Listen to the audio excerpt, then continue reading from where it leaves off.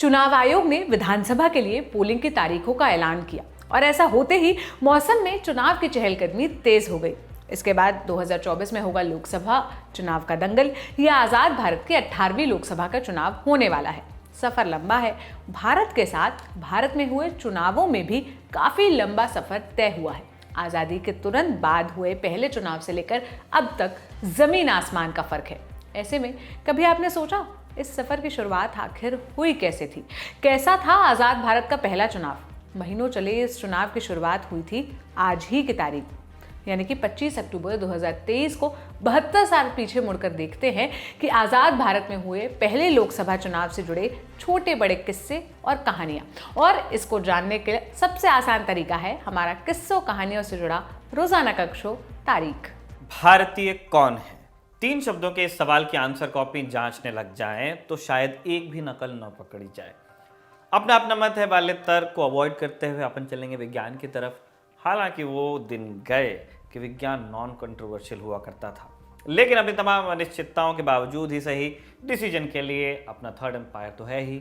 और इस third umpire के हिसाब से पहला मनुष्य अफ्रीका के जंगलों में पेड़ों से नीचे उतरा और सवाना के मैदानों में दौड़ लगाने लगा। अगर रूपक बहुत ज़्यादा हो गए तो हम कहेंगे कि विज्ञान ने कहता है कि पहला इंसान हुआ था अफ्रीका में।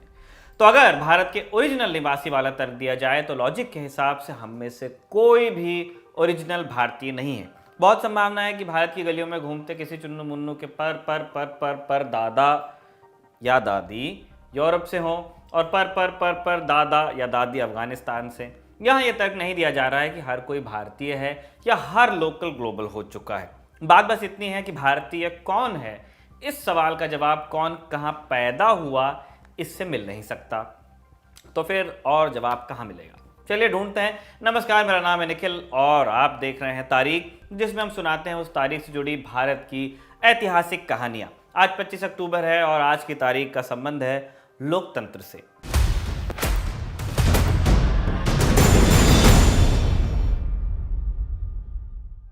बेसिक सवाल से शुरू करते हैं। पहला आसान सवाल, भारत आज़ाद कब हुआ? जवाब आप दे देंगे अगर पता होगा तो 15 अगस्त 1947 को। दूसरा सवाल, भारत गणतंत्र कब बना? 26 जनवरी 1950 को। दोनों जवाबों पर फुल नंबर।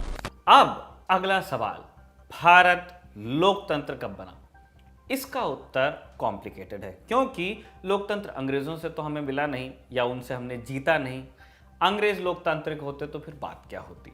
इसीलिए 15 अगस्त 1947 वाला ऑप्शन तो सीधे सीधे कैंसिल हो सकता है। फिर जरूर 26 जनवरी को बना होगा, ये एक गेसवर्क हो सकता है। बहरहाल गूगल में रिपब्लिक वर्सेस डेमोक्रेसी अगर आप सर्च करें तो समझ जाएंगे कि गणतंत्र बनने और लोकतंत्र बनने में अंतर है, और क्या अंतर है उसी पर हम बात करने वाले हैं। 26 जनवरी की घोषणा तो हो गई थी, लेकिन सिर्फ थ्योरी में, प्रैक्टिकल का एग्जाम अभी बाकी था। इसलिए 1950 वाला ऑप्शन गलत नहीं तो कम से कम अधूरा जरूर है। अब आप सवाल कर सकते हैं कि भैया आपने मल्टीपल चॉइस क्वेश्चन में 2 ही ऑप्शन दिए थे, 15 अगस्त और 26 जनवरी, तो फिर सही कौन सा है? दरअसल ये एक ऑब्जेक्टिव क्वेश्चन है ही नहीं। गोला भरने से आप यहाँ काम नहीं चला सकते, पूरा पैरा लिखना पड़ेगा, सब्जेक्टिव, और उस पर भी कितने मार्क्स मिलेंगे ये कॉपी चेक करने वाले की मर्जी पर निर्भर करता है। अब हमारी कॉपी चेक करने वाले तो आप ही लोग हैं, तो देखते हैं कि हम कितने पेज भर पाते हैं इस सवाल के जवाब में। इस सवाल के उत्तर के लिए 1947 से पहले चलते हैं, क्योंकि आज़ादी का मतलब सिर्फ चुनाव में वोट देना नहीं है, ना ही सिर्फ नियम कानून। ऐसा होता तो ये सब तो 1947 से पहले भी था। 1920 में भारत में पहले चुनाव हुए, पराधीन भारत में। गांधी बोले कि बॉयकॉट करो, नेताओं ने उनको ही बॉयकॉट कर दिया। बहुत से भारतीय सेंट्रल लेजिस्लेटिव असेंबली का हिस्सा बने। चुनाव तो हुए थे, लेकिन आम हिंदुस्तानी के लिए नहीं, सिर्फ जमींदारों, जमीन के मालिकों या इनकम टैक्स भरने वालों के लिए। 1937 और 1946 में भी चुनाव करवाए गए, लेकिन थोड़े अंतर के साथ कमोबेश हाल वही रहा। 1/4 से भी कम जनता को वोट देने का अधिकार होता था। फिर आई आज़ादी, जिसके आने से भारत के भविष्य का पहला सवाल सॉल्व हो गया, और बाकी सॉल्व किए जाने का इंतजार कर रहे थे। क्या क्या थे ये सवाल? यही कि सरकार कैसे बनेगी, सत्ता का बंटवारा कैसे होगा, वगैरह वगैरह वगैरह। इन सवालों की कुंजी थी संविधान, जो ये तय करता कि हमारा गणतंत्र और हमारा लोकतंत्र कैसा होगा। गणतंत्र की ड्राफ्टिंग के लिए संविधान सभा तैयार थी, लेकिन भारत को सिर्फ गणतंत्र ही नहीं लोकतंत्र भी होना था। और उसके लिए जरूरी था जल्द से जल्द चुनाव करवाना। हालांकि सिर्फ चुनाव हो जाने से आप लोकतंत्र नहीं हो जाते, लेकिन ये भी सच है कि चुनाव लोकतंत्र की आवश्यक शर्त है। यह एक बात आप नोट कीजिए कि लोकतंत्र होने के लिए चुनाव महज एक आवश्यक शर्त है, पर्याप्त नहीं। जरूरी है, लेकिन चुनाव होने भर से आप लोकतंत्र नहीं बनेंगे। वैसे ही जैसे लॉटरी जीतने के लिए लॉटरी खरीदना आवश्यक है, लेकिन पर्याप्त नहीं, उसी तरह लोकतंत्र होने के लिए यह भी जरूरी है कि सभी लोगों के अधिकारों की रक्षा हो। और जानने के इच्छुक हों तो एक गूगल और कर सकते हैं आप, electoral democracy versus complete democracy, या इलेक्टोक्रेसी भी कहते हैं आजकल। तो खैर आगे बढ़ते हैं। चुनाव 1950 में गणतंत्र की स्थापना के बाद होने थे, लेकिन तैयारी पहले से चाहिए थी और उसके लिए एक सवाल का उत्तर देना जरूरी था कि वोट देने का अधिकार किसके पास होगा। संविधान सभा ने इस सवाल का जवाब 15 अगस्त से पहले ही खोज लिया था और वो जवाब था यूनिवर्सल फ्रेंचाइज। अब ये क्या होता है? आपने बर्गर किंग और मैकडॉनल्ड की फ्रेंचाइजी का नाम सुना होगा, रॉयल एनफील्ड की फ्रेंचाइजी का नाम भी सुना हो सकता है, बजाज की, किसी की भी कोई बड़ा ब्रांड जिसकी फ्रेंचाइजी होती है। हिंदी में इस शब्द का मतलब है विशेषाधिकार, यानी चुन्नू ने मैकडॉनल्ड की फ्रेंचाइजी ले ली तो अब उसे मैकालू टिक्की बेचने का विशेषाधिकार मिल गया है। फ्रेंचाइजी या फ्रेंचाइज के साथ यूनिवर्सल जुड़ गया तो हो गया सार्वभौमिक विशेषाधिकार, यानी अब जिसकी मर्जी वो मैकालू टिक्की बेचे। चुनाव के संदर्भ में यूनिवर्सल फ्रेंचाइज का अर्थ हुआ कि हम सभी को मत देने या वोट देने का विशेषाधिकार मिला हुआ है। आप पूछ सकते हैं कि अगर यह अधिकार सभी को मिला हुआ है तो इसमें खास क्या है, विशेष क्या है, ये विशेषाधिकार कैसे है? ये विशेषाधिकार ऐसे है कि पहले तो वोट देने के लिए आपको भारत का नागरिक होना जरूरी है। दूसरा, अधिकार मिल रहा है तो कोई देने वाला भी होगा। मैकडॉनल्ड या उस तरह के केसेस में अधिकतर कंपनी का मालिक अधिकार देता है और चुनाव के केस में एक देश के तौर पर हम सब मिलकर भारत के नागरिक को यह अधिकार देते हैं, क्योंकि भारत एक रिपब्लिक भी है, यानी अधिकार जिसे मिला वो मैं और देने वाले हम। अब एक नोट शेयर कर रहे हैं कमल जी यहाँ पे। लिटरली कहा जाए तो वोट का अधिकार यूनिवर्सल नहीं है। 18 साल से कम उम्र के लोग वोट नहीं दे सकते। 1947 में सीमा 21 वर्ष हुआ करती थी। संविधान सभा ने 1947 में यूनिवर्सल फ्रेंचाइज को अडॉप्ट किया। खास बात नहीं लगती है, लेकिन खास है। कैसे खास है बताते हैं। क्योंकि भारत वो पहला देश है जहां आज़ादी मिलते ही सभी लोगों को वोट देने का अधिकार मिल गया था। हमारे पड़ोसी पाकिस्तान में औरतों को वोट का अधिकार मिला 1956 में जाके, जब हमारे यहाँ दूसरे स्टेट्स बनने लगे थे, अलग अलग रीऑर्गेनाइजेशन हो रहा था। यहाँ तक कि बहुत से पश्चिमी देशों में भी औरतों को वोट देने का अधिकार भारत के बहुत बाद में जाके मिला। यूनिवर्सल फ्रेंचाइज अडॉप्ट करने के बाद बारी थी वोटर लिस्ट बनाने की, लेकिन फिर सवाल खड़ा हुआ कि वोटर लिस्ट में कौन कौन जुड़ेगा और कौन उससे बाहर रहेगा।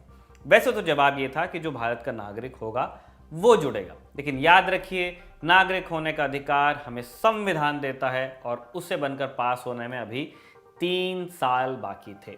इसलिए वोटर लिस्ट में रजिस्ट्रेशन के लिए क्राइटेरिया सिंपल रखा गया। आप एक ही जगह पर 6 महीने से रह रहे हो तो वोटर लिस्ट में जुड़ सकते हैं। रजिस्ट्रेशन कराना और चुनाव की तैयारी का काम इलेक्शन कमीशन का था। पहले यह तय हुआ कि हर राज्य के लिए अलग अलग इलेक्शन कमीशन होगा, लेकिन जब वोटर लिस्ट बनी तो एक नई लड़ाई शुरू हो गई। संविधान बना ही नहीं था और रखवाले पहले से तैयार थे। कस्बों गांवों में जाति और धर्म के आधार पर लोगों को वोटर लिस्ट में जुड़ने नहीं दिया गया। तब आम्बेडकर ने सभा के आगे कहा कि ऐसा ना हो, इसके लिए एक सेंट्रल इलेक्शन कमीशन होना चाहिए। इसके बाद 1949 में संविधान के ड्राफ्ट में संशोधन हुआ और एक सेंट्रल इलेक्शन कमीशन की स्थापना हुई। ये आम्बेडकर की देन थी। 17 करोड़ मतदाताओं को वोटर लिस्ट में जोड़ा गया। इंडिया सरे चीफ धुरंधर ने एक गजब का काम किया। भारत के लोग नागरिक बाद में बने और वोटर्स पहले बने। संविधान पास होने से पहले ही वोटर लिस्ट बनकर तैयार हो गई थी। रेफ्यूजीज की समस्या को भी सिंपल तरीके से सुलझाया गया। सबसे एक डिक्लेरेशन लिया गया। डिक्लेरेशन में निहित था, जहां मेरा रजिस्ट्रेशन हुआ है मैं उस स्थान पर स्थायी रूप से निवास करने का इरादा रखता हूं। अब इतनी सारी कहानी हो गई, लेकिन एक सवाल का जवाब अभी भी नहीं मिला कि भारत लोकतंत्र कब बना। इससे पहले कि आप हमारे नंबर काटें, अपना ऑप्शन है ए से आज की तारीख। आज ही के दिन यानी 25 अक्टूबर 1951 को गणतांत्रिक भारत के पहले लोकसभा चुनाव शुरू हुए थे। पहला मत पड़ा और भारत कम से कम इलेक्टोरल डेमोक्रेसी तो बन ही गया। आज नॉर्मल लगता है, आखिरकार लगभग हर कुछ महीनों में कोई ना कोई चुनाव देखने को मिलता है। आदत हमको पड़ गई है, चुनाव नहीं होता तो उपचुनाव होता है। लेकिन तब ये कितना बड़ा टास्क था, इसका अंदाजा इस बात से लगाइए कि तब पूरी दुनिया की निगाहें हिंदुस्तान पर थी। सबको शक था कि इतने टुकड़ों से बना देश लोकतंत्र बनने के अति दुष्कर काम को अंजाम कैसे दे पाएगा। अंग्रेज भारत के लोकतंत्र को लाखों अनपढ़ लोगों के मतदान की बेहुदा नौटंकी करार दे रहे थे। भारतीय भी पीछे नहीं थे। ऑर्गेनाइजर नाम की पत्रिका में एक हेडलाइन छपी, जवाहरलाल नेहरू अपने जीवित रहते ही ये देख लेंगे और पछताएंगे कि भारत में यूनिवर्सल फ्रेंचाइज मताधिकार असफल रहा। नेहरू पछताए या नहीं ये हम नहीं जानते, लेकिन ये काम था बहुत कठिन, ये तय है। उस वक्त देश में 17 करोड़ मतदाता थे, जिनमें से 14.5 करोड़ यानी लगभग 85% मतदाता निरक्षर थे, पढ़ना लिखना नहीं जानते थे। समझ थी, सिर्फ पढ़ने लिखना नहीं जानना समझ न होने का ये नहीं होता है। पढ़ने लिखने की बात को लेकर हमने निरक्षर कहा। चुनाव की पहली वोटर लिस्ट आई तो उसमें महिलाओं ने अपने नाम की बजाय लिख रखा था चुन्नू की मम्मी, चुन्नू की बुआ, कुछ लोगों ने पत्नी भी लिखा हुआ था। ऐसे 40 लाख लोगों की पहचान दोबारा वेरीफाई करवानी पड़ी। चुनाव के लिए 3 लाख कर्मचारियों को ट्रेनिंग भी दी गई। 20 lakh steel bullet proof ballot box बनवाए गए। इन सबको वोटिंग सेंटर में पहुंचाने का काम भी काफ़ी दूभर था। पहाड़ी इलाकों में स्थानीय लोगों को इस काम में लगाया गया। बदले में कंबल और बंदूक के लाइसेंस दिए गए।